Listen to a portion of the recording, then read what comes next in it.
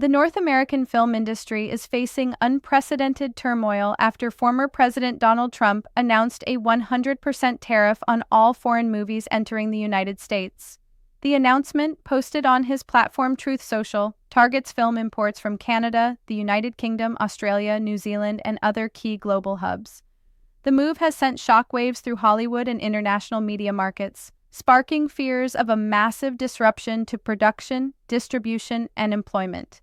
This is the latest in a series of Trump's protectionist policies, which previously targeted steel, aluminum, and automobiles, aiming to bring domestic jobs back to the U.S. Now, the film industry, an entirely different sector, but one that generates billions in revenue and cultural influence, finds itself in the crosshairs. Analysts describe this as the largest potential disruption to global cultural trade in decades. The film business is inherently global. Modern movie production involves shooting in multiple countries, post-production VFX in overseas studios, dubbing, scoring, and even marketing across borders. The tariff raises immediate questions. What counts as foreign? How will studios restructure budgets?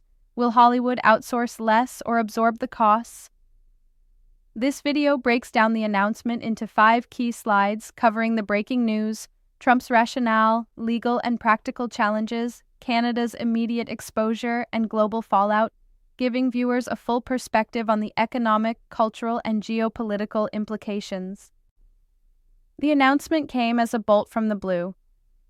Trump stated that starting immediately, all foreign movies imported into the U.S. will face a 100% tariff. This applies not only to theatrical releases but also to streaming content, digital downloads, and possibly co-productions. The stated goal is to protect domestic production jobs and ensure that the U.S. film industry remains competitive globally. Immediate reactions from Hollywood were dramatic. Major studios, including Disney, Warner Brothers, Universal, and Netflix, expressed concern over the financial and operational chaos this could cause. Analysts warned that production schedules could be delayed, filming locations reconsidered, and budgets ballooned to account for the new tariffs. Canada, often called Hollywood North, is especially vulnerable. Cities like Vancouver and Toronto have become key hubs for filming due to tax incentives, lower labor costs, and skilled crews. The 100% tariff threatens to upend decades of collaboration between U.S. studios and Canadian facilities. The broader implication is that this is more than just economics. It's cultural. Movies are a global medium, and tariffs on foreign content may limit diversity, storytelling, and international collaboration, potentially affecting what audiences see in theaters and on streaming platforms. Trump framed the tariff as a protectionist measure akin to his prior policies in other industries. He claimed that Hollywood jobs were being stolen abroad and compared foreign film revenue being siphoned away from U.S. studios to taking candy from a baby.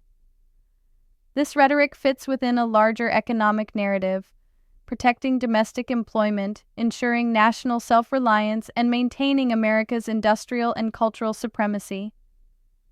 In Trump's view, just as tariffs on steel and cars protected American manufacturing, a tariff on movies protects American cultural production. However, critics argue this approach misunderstands the film industry. Movies are heavily collaborative international projects. Even films labeled as American often rely on international VFX studios, co-productions, and talent from multiple countries. Tariffs could increase production costs, reduce the number of films made, and limit international investment in U.S.-based projects. By placing movies alongside industries like steel and automobiles, Trump is sending a symbolic message. Domestic first, foreign second.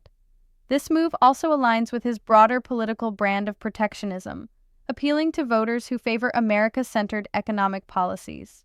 See my Implementing a 100% tariff on foreign movies is not straightforward. Movies are classified as intellectual property and services trade, making the definition of foreign complicated.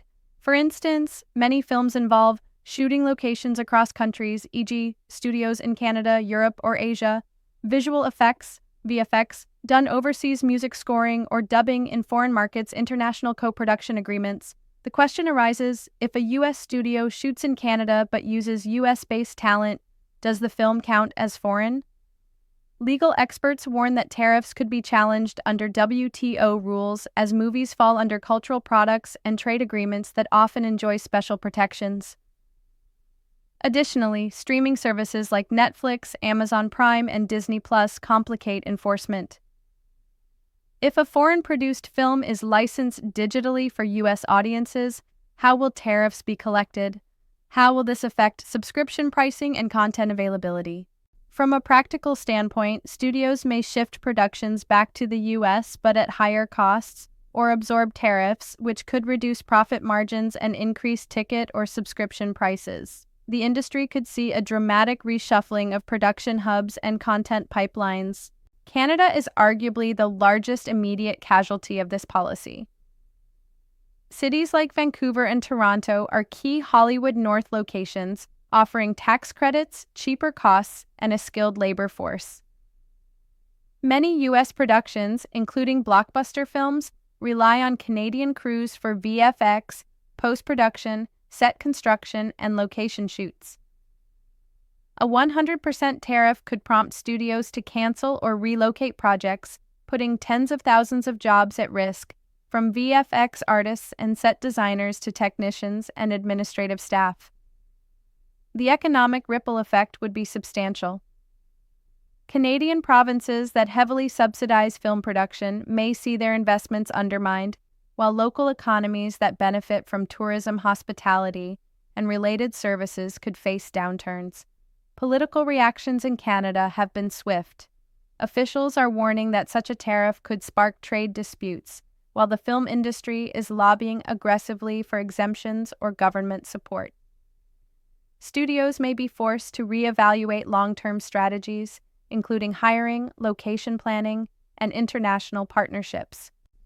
The ripple effect of a 100% tariff extends far beyond Canada.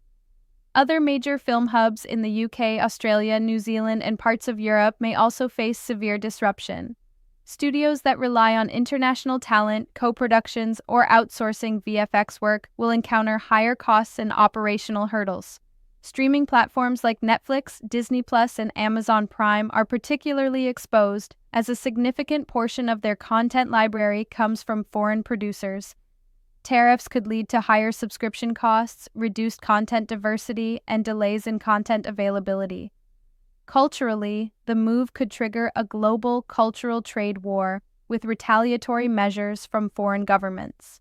Audiences may see fewer international films in U.S. theaters, while foreign distributors could raise prices for American movies abroad, limiting global reach.